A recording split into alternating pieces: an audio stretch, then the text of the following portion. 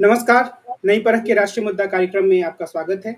और रोज की तरह आज भी हमारे साथ प्रोफेसर अभय कुमार दुबे हैं और हम देश की राजनीति के कुछ ज्वलंत मुद्दों पर इनसे बातचीत करेंगे।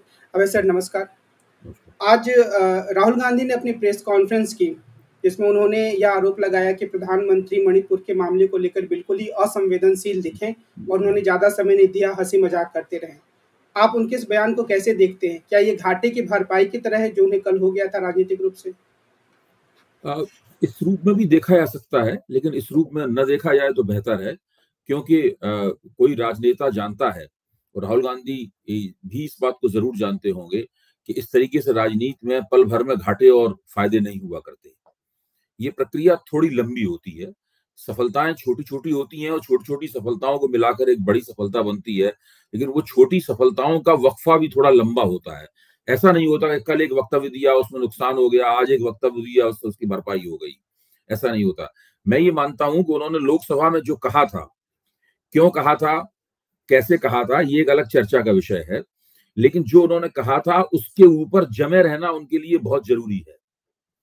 केवल इसलिए कि उसके ऊपर एक भाजपा ने हंगामा कर दिया या लोकसभा के रिकॉर्ड से उनके कुछ शब्द निकाल दिए गए या मीडिया में उसके ऊपर चर्चा हो रही है, जो कांग्रेस के लिए एक नकारात्मक चर्चा है, राहुल गांधी के लिए एक नकारात्मक चर्चा है, लेकिन उसके ऊपर जमा रहना उनके लिए बहुत जरूरी है। इसीलिए वो आज की प्रेस कॉन्फ्रेंस में न केवल उस प्रश्न पर जमे रहे और उस पर जोर दिया, बल्कि प्रधानमंत्री पर एक नए सिरे से आक्रमण किया। जब वो ये कहते हैं कि प्रधानमंत्री पूरे 2 घंटे के भाषण में हंसी मजाक करते रहे और बार बार हंसते रहे, तो जो भी उसको सुनता है उस बात को, उसे वो दृश्य जरूर याद आता है कि प्रधानमंत्री ने किस तरह इस मुद्दे के ऊपर अपने भाषण की शुरुआत ही अधीर रंजन चौधरी के साथ में एक छीटाकशी और हंसी मजाक के साथ की, और बीच बीच में भी वो लगातार वो ऐसा करते रहे। प्रधानमंत्री की पूरी शैली चुनावी भाषण देने की शैली थी। वो संसद के अंदर जिस तरह की एक गंभीर गवेषणात्मक शैली होनी चाहिए, वैसी नहीं थी। इस लिहाज से अगर मैं कहूं तो मैं कहूंगा कि अमित शाह का जो भाषण था वो उस संसदीय मर्यादाओं के ज्यादा अनुकूल था, लेकिन प्रधानमंत्री का भाषण लच्छेदार तो था, लेकिन संसद में जिस तरीके से बोला जाता है वो बात उसके अंदर कम थी। तो वहां पर राहुल गांधी ने, मुझे लगता है कि प्रधानमंत्री की आलोचना ठीक ही की, और अपनी बात पर जमे रहना उनके लिए बहुत जरूरी है। और अगर वो इस बात से हट गए, और फिर देखिए फिर लोगों ने, विपक्ष ने, खासतौर से इंडिया मोर्चे ने अपनी एकता दिखाते हुए एक मार्च भी निकाला। तो ये सब बातें जो हैं वो बताती हैं कि बाजी अभी ऐसा नहीं है कि पूरी तरीके से किसी एक पक्ष ने जीत ली है और दूसरा पक्ष उस बाजी को हार गया है। ये जो अविश्वास प्रस्ताव को लेकर चर्चा हुई, क्या हम ये कह सकते हैं कि विपक्ष उसको मणिपुर केंद्रित मानता रहा और सत्ता पक्ष ने उसको अपने पूरे प्रदर्शन और विपक्ष के हमले के एक हथियार के रूप में इस्तेमाल किया, और इसी कारण से विपक्ष को की छवि थोड़ी सी कमजोर विपक्ष के रूप में आई, जो सारी मुद्दों को नहीं उठा पाया? अगर विपक्ष ने उसको मणिपुर केंद्रित माना तो मैं नहीं मानता हूं कि उसने कोई गलत काम किया। प्रश्न ये है कि मणिपुर केंद्रित होने के बावजूद आपने, जो आपको अवसर प्राप्त हुआ था, अवसर तो आपको उस 4 तारीख को हुई उस शर्मनाक घटना के वीडियो से प्राप्त हुआ था ना। जब वो वीडियो सामने आया तो कांग्रेस और विपक्ष को लगा कि अब वो इस सवाल के ऊपर भारतीय जनता पार्टी को घेर लेंगे, और भारतीय जनता पार्टी के पास दरअसल अपने पक्ष में कहने के लिए कुछ था भी नहीं। इसीलिए वो लगातार चुप रहे और हीला हवाला करते रहे। प्रधानमंत्री बिल्कुल नहीं बोले, इस भाषण में भी वो बहुत कम बोले। अमित शाह जो बोले उसके अंदर बहुत सारी इसे कहते हैं क्रिकेट की भाषा में लूज बॉल्स थी, बहुत सारी ढीली गेंदें थी। मेरा कहना यह है कि विपक्ष ने अपना रणनीतिक बंदोबस्त ठीक नहीं किया था। अगर वो अपना रणनीतिक बंदोबस्त विपक्ष ठीक करता तो, और अपना विश्लेषणात्मक रूप से चाक चौबंद रहता, और अपनी बुद्धि का जो एक तीखापन होता है उसका इस्तेमाल करता, तो शायद ऐसा नहीं होता जैसा कि हुआ, न ऐसी छवि जाती। देखिए, आप उनको दीजिए, गौरव गोगोई को देखिए, उनके पिता असम के शायद 15 साल तक मुख्यमंत्री रहे होंगे, और उन्होंने अपने पिता के साथ में जो शीर्ष राजनीति है उससे उनका काफी परिचय रहा है, और वो मणिपुर पे तैयारी करके भी आए थे, उनका भाषण अच्छा भी था। लेकिन उनके इस भाषण में कहीं इस बात की प्रतीति नहीं थी, कहीं इस बात का एहसास नहीं था कि मणिपुर में जो हो रहा है वो दरअसल मणिपुर की राज्य सरकार के तहत नहीं हो रहा है, वो केंद्र सरकार के तहत हो रहा है। अमित शाह का भाषण सुनते ही एकदम स्पष्ट रूप से सामने आता है कि 4 तारीख की घटना भी जो घटित हुई थी, तब भी वहां पर एक मणिपुर दरअसल एक तरह से केंद्रीय शासन में था। केवल नाम मात्र के लिए ही मुख्यमंत्री की वहां पर मौजूदगी थी। वहां के तीनों बड़े अफसर, जो गृह सचिव हैं, जो मुख्य सचिव हैं और पुलिस महानिदेशक हैं, वो पूरे केंद्र द्वारा भेजे गए थे। और अमित शाह स्वीकारते हैं कि हमने उनको 4 तारीख से पहले ही भेज दिया था वहां पर। तो 4 तारीख की घटना भी केंद्र के देख रेख में हुई। उसके बाद में उसका 14 दिन बाद उस पर FIR दर्ज हुई, ये भी केंद्र की देखरेख में हुआ। उसके बाद किसी भी व्यक्ति को के चेहरे की शिनाख्त नहीं की गई, जो आतताई थे उनके चेहरे की शिनाख्त नहीं की गई, ये भी केंद्र की देखरेख में हुआ। जब तक वो वीडियो नहीं वायरल हो गया, उस वक्त तक दरअसल जो केंद्र का निजाम था वो इस घटना के ऊपर किसी भी किस्म का संज्ञान लेने से चूकता रहा। अब ये चूक जानबूझ के की गई थी या ये चूक जो है अनजाने में हुई थी? जाहिर है कि इस तरह की बहुत सी घटनाएं हो रही थी। मणिपुर के मुख्यमंत्री भी कह रहे हैं ऐसी तो बहुत सी घटनाएं हो चुकी हैं। इसका मतलब ये है कि वो एक घटना का वीडियो जरूर वायरल हुआ, लेकिन और भी इस तरह की कई घटनाएं हुई होंगी। तो ये बताता है कि मणिपुर की जो नाकामी है वो राज्य सरकार की नाकामी तो है ही, लेकिन उससे ज्यादा बड़ी ये केंद्र सरकार की नाकामी है। विपक्ष का निशाना मणिपुर की राज्य सरकार के ऊपर ज्यादा था। केंद्र की जिम्मेदारी फिक्स करने, रेखांकित करने, फिक्स करने में उसमें की तरफ उसका ध्यान कम था। दूसरे, विपक्ष ने जिस तरह से अपने वक्ताओं का बंदोबस्त किया था वो भी त्रुटिपूर्ण था। अच्छे वक्ताओं को पहले नहीं बुलाया गया। राहुल गांधी को बहुत देर से बुलाया गया। जब बुलाया गया तो उनके पास केवल आधे घंटे का समय रह गया। 3-3 बार राहुल गांधी के बोलने का समय बदला गया।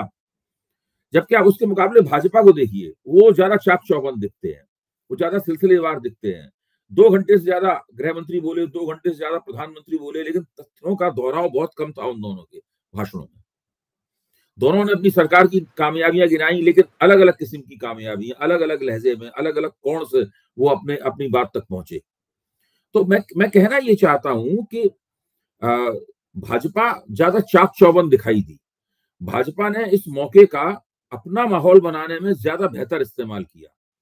मैं इसको जय पराजय के संदर्भ में नहीं देख रहा हूं। मैं ये नहीं देख रहा हूं कि कांग्रेस हार गई, विपक्ष हार गया, भाजपा जीत गई है, भले ही फौरी हार जीत हुई। इस तरीके से नहीं होता ना, इस तरीके से देखना चाहिए। असली जय पराजय तो मैदान में होती है। अब इसका मैदान की जय पराजय पर असर पड़ेगा कि नहीं पड़ेगा ये आगे भविष्य बताएगा। लेकिन विपक्ष अगर चाहता तो भाजपा इस पूरी लड़ाई से, जो संसद में संघर्ष हो रहा था, उससे लटके हुए चेहरे और उदास भाव से वहां से जाती, जो कि नहीं हुआ। मैं ये कहना चाहता हूं। और इस बात का एहसास मेरा मानना यह है कि इंडिया मोर्चे के वरिष्ठ नेताओं को होगा। एक चीज अमित शाह के बयान के बारे में है कि उन्होंने बहुत लंबा बोला, लेकिन अंत में कुल मिलाकर यही था कि हमने बहुत कुछ किया और मामला नियंत्रण में है और धीरे-धीरे सब ठीक हो जाएगा। लेकिन क्या उनका यह बयान अपने आप में पर्याप्त माना जा सकता है? कोई भी सरकार होगी वो यही कहेगी। कोई भी सरकार होगी यही तो कहेगी।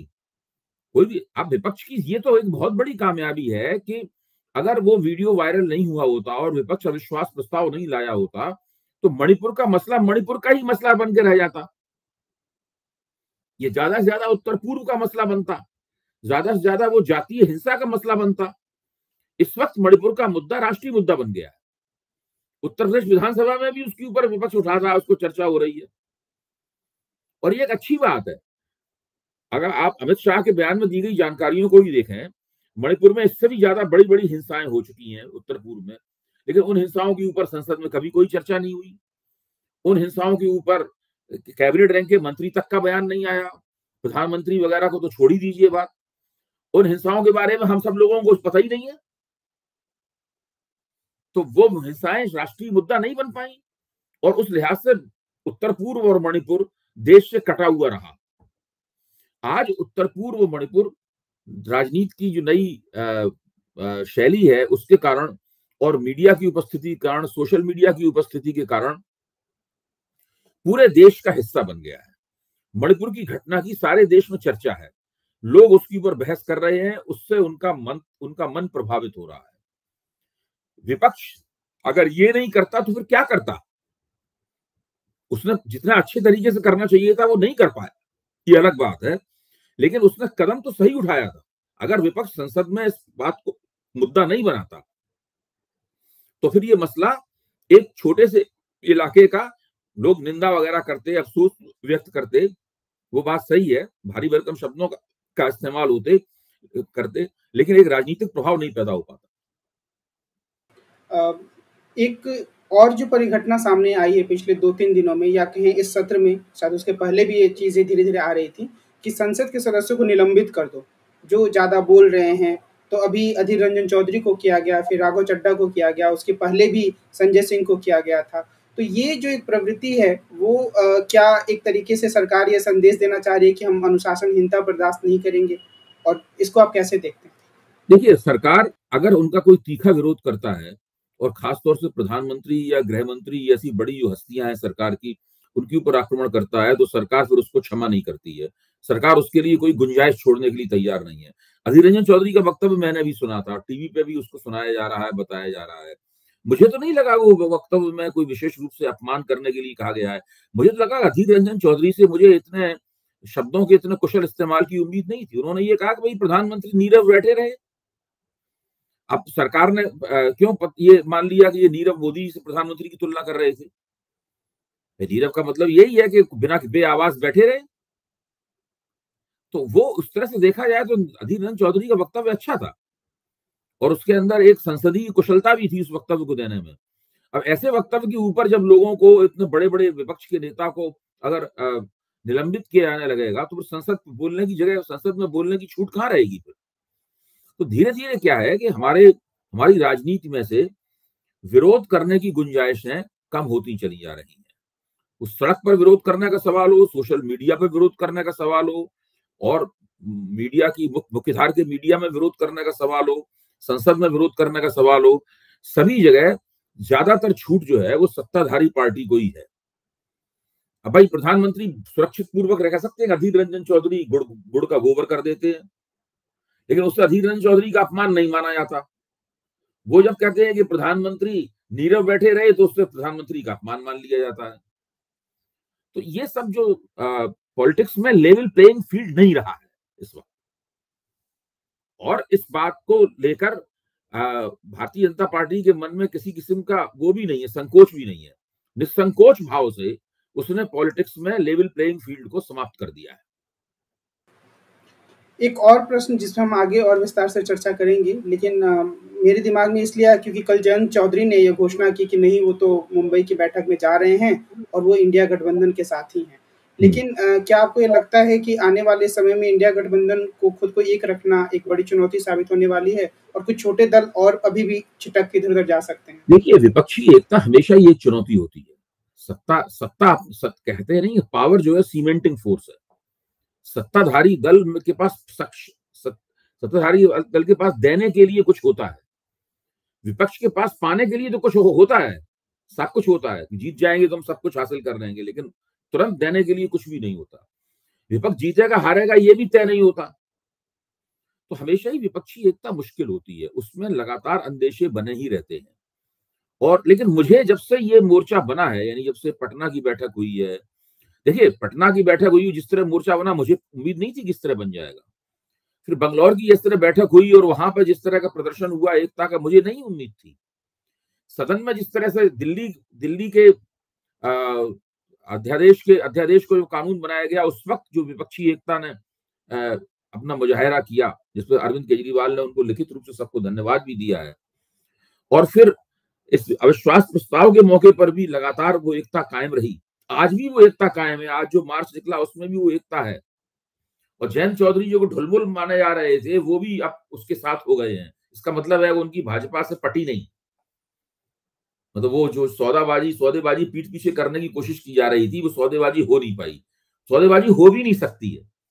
इसलिए नहीं हो सकती है कि भाजपा का जो वेस्टर्न यूपी के अंदर जो है ना, वेस्टर्न यूपी में भाजपा किसी के लिए कोई गुंजाइश नहीं छोड़ सकती।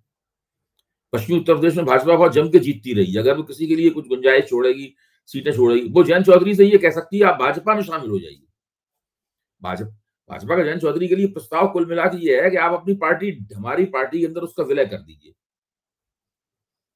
फिर तो वो जयंत चौधरी को सब कुछ देने के लिए तैयार है, लेकिन भाजपा के अंग होते ही पूरा समीकरण और सौदेबाजी खत्म हो जाती है ना आपकी। तो ज्यादा ज्यादा आपकी और आपके घर में एक आध व्यक्ति की सीट सुनिश्चित हो सकती है, बाकी तो आप सीटों को कोई सौदा नहीं कर सकते। तो वो जयंत चौधरी उसके लिए तैयार नहीं थे, क्योंकि वो अपने पिता की और अपने दादा की विरासत जो है वो छोड़ना नहीं चाहते। जयंत चौधरी के इसमें चले जाने का मतलब होता चरण सिंह और अजीत सिंह की विरासत का भाजपा में विलय हो जाना। तब क्या होता है कि सतपाल मलिक की शख्सियत विपक्ष के नेता के रूप में पश्चिमी उत्तर प्रदेश में सीधी तनकर खड़ी हो जाती। आज सतपाल मलिक की शख्सियत जयंत चौधरी के साथ में प्रतियोगिता की हो जाती है, दोनों ही विपक्ष में है। और जयंत चौधरी के पास पार्टी है एक, तो उनकी उनकी सतपाल मलिक की व्यक्तिगत रूप से शख्सियत बड़ी है, वो ज्यादा मीडिया को और दूसरे सब लोगों को आकर्षित करते हैं। जयंत चौधरी की शख्सियत उस लिहाज से उतनी बड़ी नहीं है। सतपाल मलिक तो तेज दिमाग पॉलिटिशियन भी है। अभी से उन्होंने कहना शुरू कर दिया है कि भाजपा तो राम मंदिर पे भी हमला करवा सकती है चुनाव जीतने के लिए।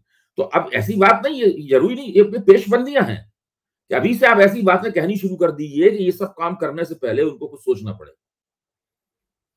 और वो लगातार अपनी कौम का हवाला भी देते रहते हैं, अगर देखिए मुझे मरवा दिया तो मेरी कौम कभी माफ नहीं करेगी वगैरह। अब तो वो एक अलग तरह का उन्होंने माहौल बना रखा है अपने आसपास। अगर जयंत चौधरी भाजपा में चले गए तो सतपाल मलिक पूरी विपक्षी राजनीति के पूरे पश्चिमी उत्तर प्रदेश में सबसे बड़ी हस्ती बन जाएंगे। और ये भी है कि किसान आंदोलन के बाद जो जाट समुदाय है उसके भीतर काफी असंतोष है, तो शायद जो जाट नेता है काफी असंतोष है, और फिर उस असंतोष का पूरा लाभ सतपाल मलिक को मिलेगा। और शायद इसीलिए दुष्यंत चौटाला भी थोड़े अपने शारीरिक भाषा में बदलाव दिखा रहे हैं कि वो हो सकता है अलग हो जाए। करना ही है। जैसे जैसे देखिए हरियाणा का चुनाव नजदीक आएगा, वैसे वैसे उनकी जरूरत भाजपा को भी कम रह जाएगी। आप क्या समझते हैं कि भाजपा कोई दुष्यंत चौटाला को लोकसभा में कोई सीट आसानी से दे देगी? भाई ये सब बातें, जितना जो दिक्कतें इनके सामने आएंगी, INDIA वालों के सामने जो दिक्कतें आएंगी, वैसी दिक्कतें तो भाजपा के सामने भी आएंगी। क्या ओम प्रकाश राजभर से उनका सीटों का तालमेल जो है वो आसानी से हो जाएगा? ये निषाद पार्टी के साथ उनका सीटों का तालमेल उत्तर प्रदेश में आसानी से हो जाएगा? कहीं भी आसानी है, इस तरह के तालमेल कहीं भी आसानी से नहीं होते हैं, क्योंकि भाजपा बहुत शक्तिशाली पार्टी है और ये पार्टियां उसके मुकाबले बहुत छोटी हैं, और भाजपा को देने के लिए बहुत कुछ है उनको, मतलब जो है। और ये पार्टियां अगर भाजपा के साथ जुड़ के करती हैं तो फिर उनको भाजपा का वोट भी मिलता है, अपर कास्ट वोट भी मिलता है उनको। इसलिए भाजपा अपने तालमेल निकाल लेगी, इसमें कोई शक नहीं है, लेकिन झंझट तो होगा ही। तो उसी तरह की दिक्कतें इनके पास इनके सामने भी आएंगी। कहीं दिक्कतें ज्यादा है, कहीं दिक्कतें कम है। तो आज की बातचीत को हम यही विराम देते हैं और आगे देश की राजनीति में गठबंधनों के बीच में जो आपसी होड़ है वो क्या रूप लेता है, राजनीति किस दिशा में आगे बढ़ती है, उसके बारे में हम अभय कुमार दुबे जी से बातचीत करते रहेंगे। आज की बातचीत के लिए अभय सर बहुत बहुत धन्यवाद। नमस्कार।